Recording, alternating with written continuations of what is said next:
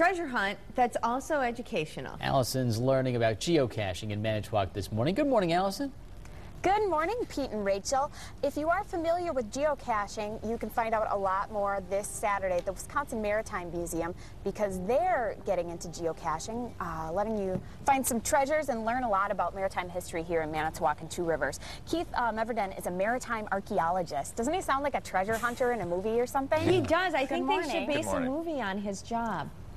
Base a movie on your job. How does that sound? That'd be excellent. Sounds really excited about it. So, geocaching, if people haven't heard of it, it's becoming a lot more popular. Yes, it is. Right now there's almost 1 million geocaches in place around the world, and there's almost 100,000 geocachers that are placing and searching out those geocaches. Wow. Cool. So basically you use a GPS, right? You put in the coordinates, and it leads you to something. Yes, and to find the geocaches, if you're already a geocacher, log on to the geocaching.com website. Look for our geocaches are placed by WISC Maritime, W-I-S-C Maritime. If you're not already a geocacher, you can come down to the museum this Saturday at 11 o'clock, 11 to 12, and you can get one of these booklets that have the geocaches already printed out for you, so you don't have to print them off the website, and you can learn how to geocache. And it was cool because they're little waypoints. I mean, these are all, what, maybe a mile or a mile and a half Yes. that you would go around, and you crack the clues to find the coordinates. And then you get other clues, like I was going through and trying to crack this code, and Wendy, the museum curator, and I found this little geocache a little bit earlier.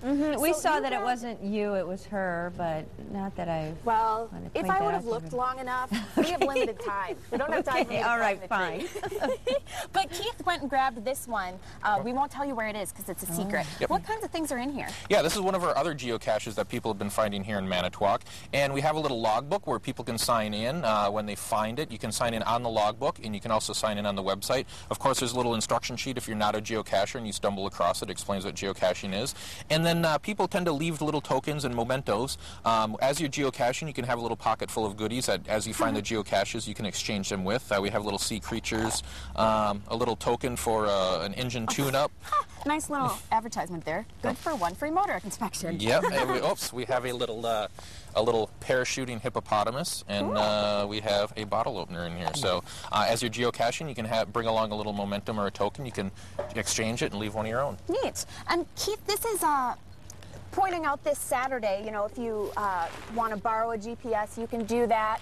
You'll learn how to do this, but this is a really good family activity. Absolutely. It's really kind of good for all different age levels, whether you're an adult or a small child, or even a lot of families are doing this. It's a good family activity to get out when the weather is nice and explore the different things in your community. It's a good learning experience. All right. Thank you so much. You're welcome. So, definitely a cool activity. Check out fox11online.com. Good Day, Wisconsin. If you have some questions about this, we have a link there. And just come out on Saturday to the Maritime Museum, and there'll be experts here like Keith who can answer some of your questions and show you how to do it. If you put a Hershey's Kiss in there, Rachel will do it. She told me. You're not. That's one thing, you're not supposed to do food. Oh, okay. Because you don't know what kind of critters will come across it. But that is a good I idea. don't want to kiss like covered in critters. No, I don't. Okay, good point, yeah. Okay, thanks, Allison. Sure.